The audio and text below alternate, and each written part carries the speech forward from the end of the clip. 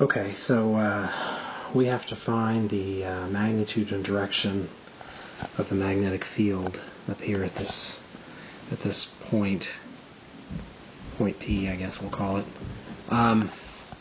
So let's start with the magnetic field due to wire A. So wire A points into the page. That means the magnetic field around wire A goes around like this in a clockwise direction.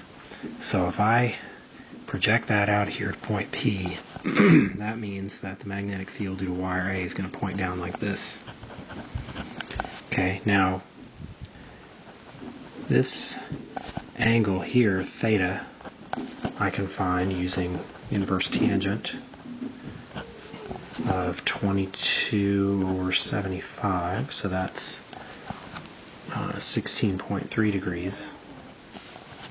And if that angle is 16.3 degrees, that means that this angle is 73.7, which means this angle is also 73.7, right? Because this right here is a right angle. So this angle is 16.3. Okay, so that's how we get. So BA points 73.7 below the plus x-axis. Now, for wire B, the right-hand rule tells us that wire B's magnetic field curls around it like this. So that means wire B's magnetic field looks like that. Okay, the magnetic field is perpendicular to the line connecting the wire with the point, right? So this is the line here that connects IA with the point P, and I've gone perpendicular to that here to find BA. Okay, so I hope you understand the directions on how to get those. Now we just need to find the magnitudes of these two vectors and add them up. So for A, magnitude 2 pi. Now this distance here, I guess, from the Pythagorean theorem is 0.782 meters. Okay. Okay, so that works out to be 1.02 microtesla in a direction 73.7 degrees below plus x. Okay, now for magnetic field due to B, that'll be mu naught IB over 2 pi times 0.22 meters. So that is 3.64 microtesla in the minus x direction.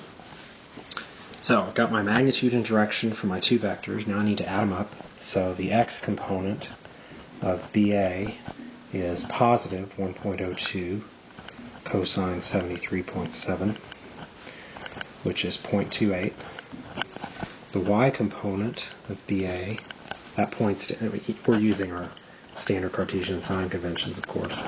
So the y component of the vector of the magnetic field due to wire A is negative, points down, and that's 1.02 sine 73.7. So that's minus 0.979 microtesla. Now for vector B, that's easier since that just points along the minus x-axis. It has an x component of minus 3.64 and a y component of 0. Okay, so adding those up, I get the total x is negative 3.38, and the total y is negative 0.979. So now I'm going to make myself a little triangle.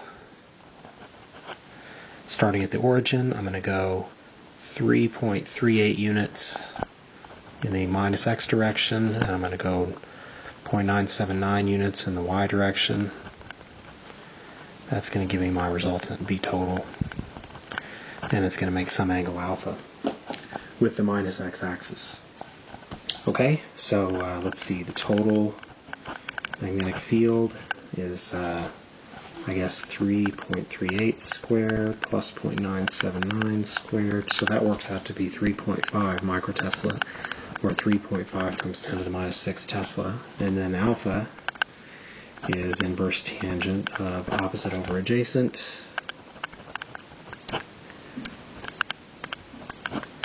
which is 16 degrees below minus x.